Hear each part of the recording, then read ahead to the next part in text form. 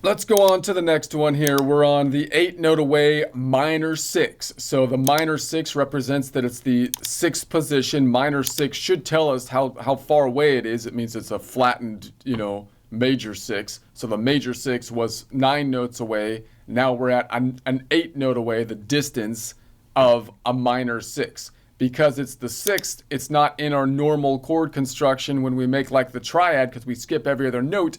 So we have to name it differently for the chord construction, because we go from the 1, the 3, the 5, and then the 7 ends off the last one in our scale. So then we go around to the 2, but now we call it a 9, and then we go to the 4, but we call it an 11, and then we go to the 6, but we call it a 13 from a chord construction, if I'm not thinking about octaves, but just kind of going around the circle, as though we just go around the circle, and now we've hit all of the 7 notes, but we skipped every one of them and pretended that these were not even notes. Like, we're like, dude, those aren't the, we don't like even notes. We only use odd notes. But it's like, but that's the same thing as the even note, because you went around the circle and you picked up the 2. No, it's not a 2.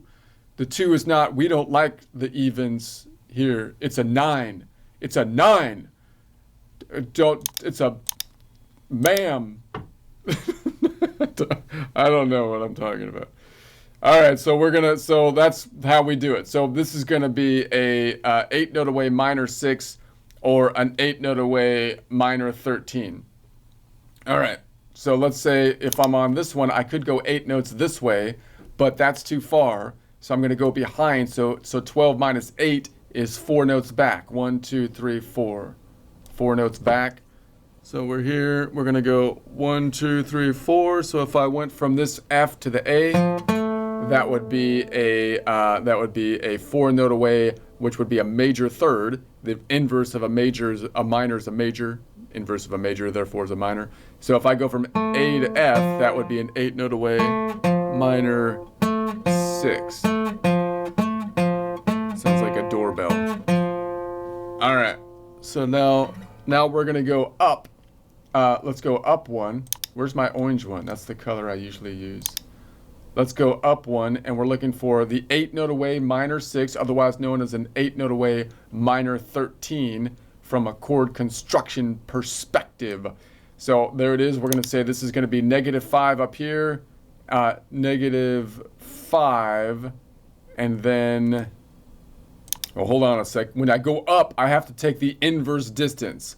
So it's going to be, if it's 8 notes away, the inverse is going to be 12 minus 8, which is going to be 4. So we're going to say, where's my thing? -5, -5, and then 4.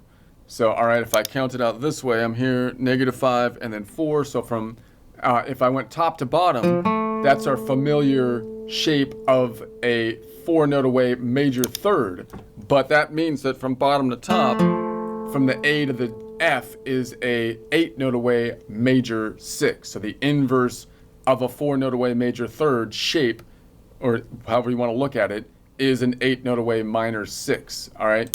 So that means that if I go up 1 string, the 8-note away minor 6 is always 1 fret forward unless I cross the fault line, which would be down here. In which case, wait a sec, not there. Could only happen on the B string, which would be right here. So then it's going to be shifted back because this whole tectonic plate shifted up 1. So it's going to be back. Oh, wait a second. It's on the same fret. Man, you're just... Get your head in the game. Get your head in the game. Confusing people. All right, I'm focused. So that means if I go up 1 string, the 8-note away minor 6 is always going to be 1 fret forward unless I cross the fault line, which will only happen on the B string, in which case if I go up 1 string and cross the fault line, the 8-note away minor 6 will be on the same fret. All right, that was clear. Is that clear? Was I clear enough this time for the... All right, that was better. I feel like... All right, what if I go up 2 strings? Then it's going to be... Whoa, que paso there? What if I go up 2 strings? Then it's going to be -5, -10, 9, 8, 7, 6, 5, 4. Because again, inverse distance, 12 minus 8 is 4. So that means that, let's count it out this way. -5, -10, 9, 8, 7, 6, 5, Hold on a second, wrong way. -5, -10, 11, 12. There's the octave. 1, 2, 3, 4. So there it is, way up there. And that's going to be 1, 2, 3, 4, 5, 6 frets back, which means it's also 6 frets forward up here, just past the octave. All right. So there it is on either side. Let me count that out. I feel like I messed it up. -5, -10. And then if I go back, at -5, -10, and then -11, -12, back to the octave. 1, 2, 3, 4. There it is. And then I could go the other way. -5, -10, and then 9, 8, 7, 6, 5, 4. That's why, because it's right in the middle, I went the wrong way and got the right answer because it's right in the middle. All right. All right, I think I'm... All right, so that's going to be... So if I go up, then 2 strings, the 8 note away minor 6 is going to be either 6 frets back or 6 frets forward because it's right in the middle unless I cross the fault line, which would happen on either the B or the E string. So let's take a look at this A, por ejemplo, and then actually let's say we look at this A, and then you can see that that's going to be a longer distance because the tectonic plate shifted to the right. So really what we might want to think about is leaning up this way with the 6 as the default. So if I go up 2 strings, it would be here. So I think the default then would be that we would like to think about it kind of leaning forward because it's more likely that we'll have a reachable shape if we're crossing the fault line. All right, so because this is going to be 1, 2, 3, 4. Wait, that's not quite right. There it is. I was looking for that yellow one, caught my eye. It's going to be 5 frets forward here. So that means the rule is if I'm looking for the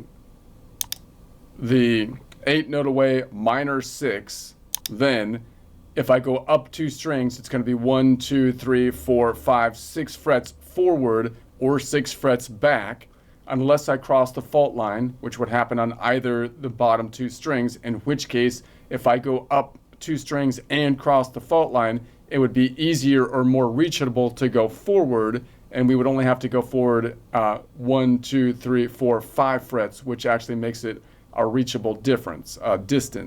All right, so I totally butchered that. Let's try to do a better job on the next one. For crying out loud, you should just give up right now. No, I'm not giving up. I'm going to keep going. Just confusing people at this point. Okay, people will figure it out. We're going to go down 1 now. So if I go down 1, now I don't look for the inverse distance, but it's going to be just the 8 note away minor 6 or 8 note away minor 13. So it's going to be 5, 6, 7, 8. So it's just going to be 5, 6, 7, 8. Boom. So that means if I go down 1 string, the 8 note away minor 6 is 1, 2, 3 frets forward unless I cross the fault line, which would only happen on the G string, in which case it would be here. So you get this whole fault line pushed up. So the rule is if I go down 1 string, the 8 note away minor 6 will be 3 frets forward unless I cross the fault line, which would only happen on the G string, in which case if I go down 1 string, the 8 note away minor 6 will be 1, 2, 3, 4 frets forward. Okay, so that makes sense. All right, let's do the next one. I'm going to try to get to the minor 10, so 10 note away minor 7. So I'm going to try to pick up the pace. So if I go down 2 strings and cross the fault line, the 8 note away minor 6 is going to be 5, and then 10 across the fault line, 9, 8. Let's count it out here. So 5, 10 across the fault line, 9, 8, boom. So that means if I go down 2 strings and cross the fault line, the 8 note away minor 6 is going to be 1 fret back. What if I don't cross the fault line, which would happen on either of these 2 top strings if I went down 2 strings? So let's try this one and say it would be here.